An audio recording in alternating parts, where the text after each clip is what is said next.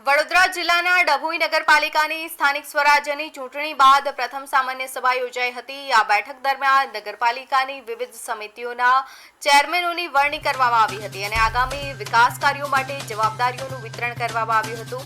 સભામાં કારોબારી સમિતિના ચેરમેન તરીકે અફઝલ કાપાવાલાની સર્વાનુમતે વરણી કરવામાં આવી।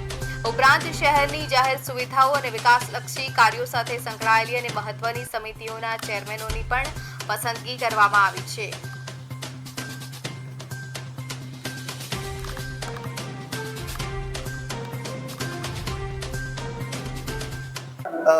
શહેર કોંગ્રેસ તરફથી અને નગરપાલિકાના સભ્ય ચૂંટાઈને જે નિર્ણય લેવામાં આવેલો છે એ સર્વાનુમતે નિર્ણય લેવામાં આવેલો છે।